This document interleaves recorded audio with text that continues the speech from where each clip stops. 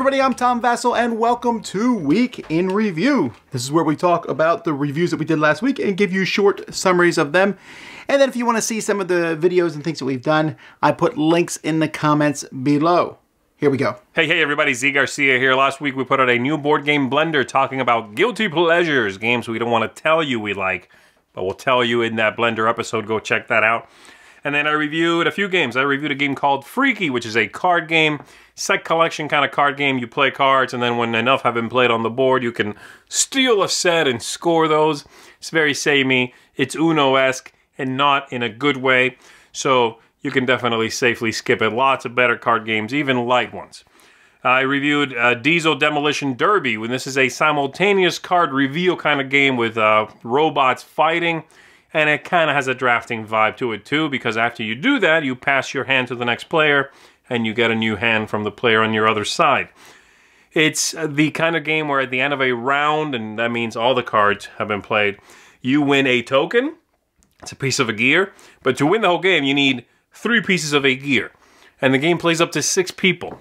That means for you to win in a game with 6 people might take anywhere between 3 rounds, assuming you win every time, or... right, you can have 2 people, each player win 2, and then another one win 2, and then another one win 2. That is, what, 13 times? So anywhere between 3 and 13 rounds. That's way too much. And the game really outstays its welcome, and it's the exact same from round to round. So that's why I wasn't super thrilled. I reviewed Outpost Siberia. Outpost Siberia is a cooperative card game in which you are trying to survive an onslaught of some monsters, and, well, that's basically what you do. Help each other out, keep your character alive. It's an interesting concept, and I like some of the mechanisms in it, but it's a game that feels unpolished, feels unfinished, feels a little bit rough, and I'm not 100% sure about the balance in the game. And that is with updated rulebook, kind of, that I do mention in my review. So, again, I would say that's a pass. And then lastly, the one I would say is not a pass is a game called Quattro Flash. Quattro Flash is an abstract X in a row kind of game. You line up 4 tokens. You manage to do that, you win. But it's one that is multiplayer, and it's one that is pretty light, and I think it would be a great abstract for the family, which is very rare. Usually an abstract is a little more thinky, and it's a head-to-head affair. This one is a good one for families. I would recommend you check it out. And that's it for me. I'm Z Garcia. I'll see you next time. Hey folks, welcome back to another Week in Review. Did a bunch of videos this week on Star Wars Legion. That's really where most of my focus for the entire week was.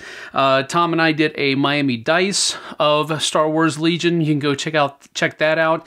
I gave it a 1.5 thumbs up, which for me lands around the 6.5 or 7. So I will feel okay as far as gameplay is concerned, giving it a 7 out of 10.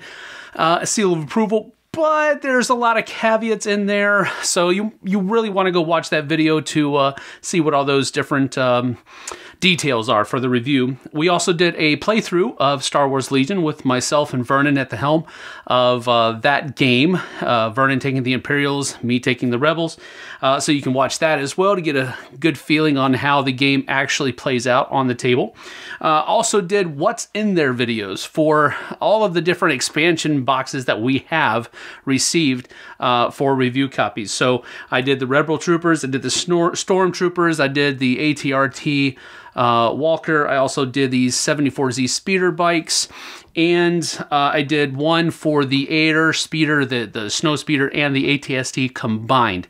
Now on all of those videos, except for that combined video that was on Sunday, I showed you what was in the box, and I also gave you a demonstration on how those models get put together. So it's not just what's in the box, there's also a little bit of help there as well. So hopefully you enjoyed that.